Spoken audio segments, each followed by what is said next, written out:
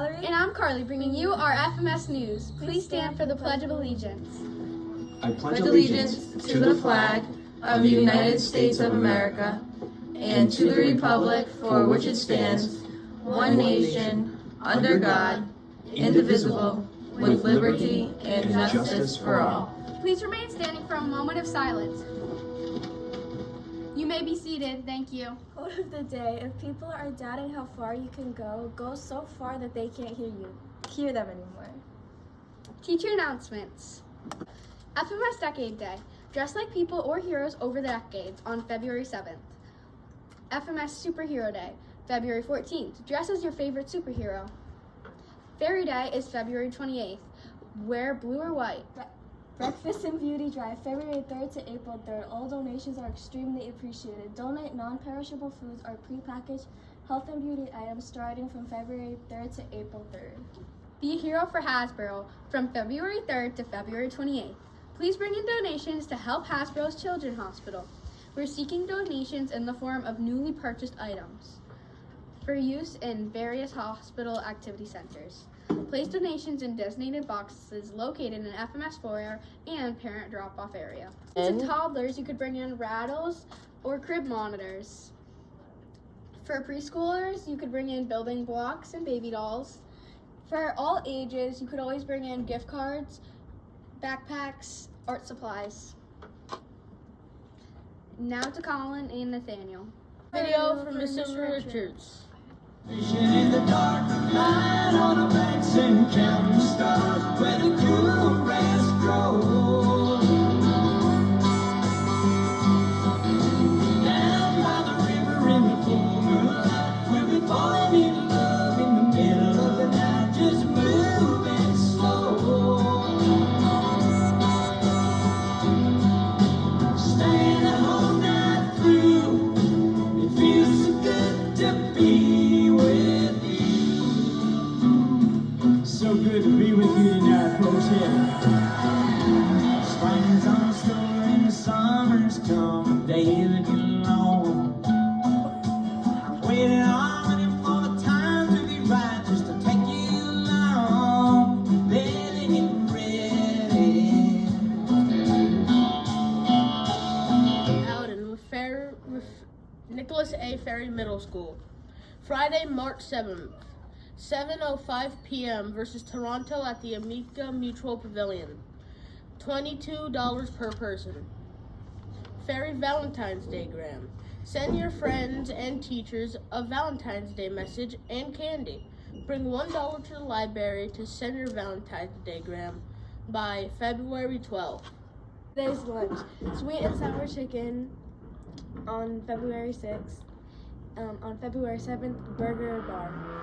Yum! National Fettuccine Alfredo Day. Yum! On February 7th, National Fettuccine Alfredo Day celebrates one of the world's favorite ways to enjoy a plate of fettuccine. Fettuccine Alfredo enjoys a history as rich as its flavor. Created in 1908, fettuccine was made out of love and concern by an Italian restaurateur. Alfredi de Lello, concerns for his pregnant wife's lack of appetite, caused him to put his talents to work. His recipe of noodles cheese encouraged her to eat. Since then, the century-old dish has been a satisfying plate for pasta lovers around the world ever since. Now for a video. Alfredo. Oh, yes. So delicious. Into a pot of boiling salt water, add in some fettuccine sauce. Cook for the amount of time it says on the box. Into another pot, add in 1.5 cups of heavy cream and 1 ounce stick of butter, which is a lot of butter, but This is a lactose I love butter. intolerant Meanwhile, person's take a big chunk of nightmare. Parmesan cheese and grate it up. We need about 2 cups. Yum. Once this has been cooking for about 5 to 10 minutes, add in your cheese, mix it until it is fully melted.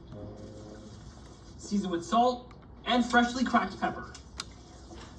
Take the cooked pasta and add it straight into here. Look at how insanely delicious that looks. All right, let's give it a try. Yum. Delicious. And there you go. That is how to make your own homemade fettuccine Wow. Alfredo. For more recipes, click the plus. Definitely. Black History Month Spotlight, Sojourner Truth. Now for a video. In history, standing up and being a leader wasn't always easy, especially for a woman named Sojourner Truth. Sojourner Truth was an abolitionist and women's rights activist who stood up for women and African Americans to be treated as equal. Now, starting off, Sojourner Truth was born in 1797 in the state of New York. Now, the entire time I have been calling her Sojourner Truth, but that was not her name at birth. Sojourner Truth's real name at birth was Isabella Baumfree. Her parents were Elizabeth and James Baumfree, and like many African Americans during this time in history, they were slaves. She had a big family with 12 siblings, but Sojourner was eventually sold to Johnny Lee at the age of 9 for $100 and a herd of sheep. For Sojourner, learning was hard. Sojourner had it really tough with the family she was sold to. And as a child, she only spoke Dutch, and the family that owned her spoke English. She learned to speak English quickly because she was severely beaten when she didn't understand what the family was saying. After living with that family, she was sold several times. Later, Sojourner was forced to marry an older slave named Thomas, and they had 4 children, Peter, James, Elizabeth, and Sophia. This is where her last owner promised Sojourner freedom, but broke his promise. After finding out that her master would not keep his promise, she had to do something. One morning, she got up and ran away with her daughter. After running away, her master eventually found her. But lucky for Sojourner, a family took her in and paid her master to let her stay with them. Sometime after that, Sojourner Truth had a life-changing religious experience while living with the Van Wagenen family. Soon after, she became an amazing traveling preacher. This is where she began traveling, standing up for slaves and women's rights. Sojourner died on November 26, 1883 in Battle Creek, Michigan at the age of 86. Her life and legacy will always shine bright as she is remembered for standing up for the truth and traveling abroad to spread it. I hope you enjoyed these fun facts about Sojourner Truth. Today's joke of the day. What time do ducks wake up? I don't know. At the quack of dawn. Tell you. Not a Scarlet. Today's fun facts. The first female self-made millionaire in America was Madam C.J. Walker. Born to parents who lived in slavery before the Emancipation Proclamation, Walker grew up and created a line of hair care products for black women that had the lights or costumes that we had today if it were not for a black man named Louis Latimer who worked for Thomas Edison. Latimer created the carbon filament inside the light bulb that Edison started with inventing. That's all we have time for today. Same time, same place. Have a wonderful week.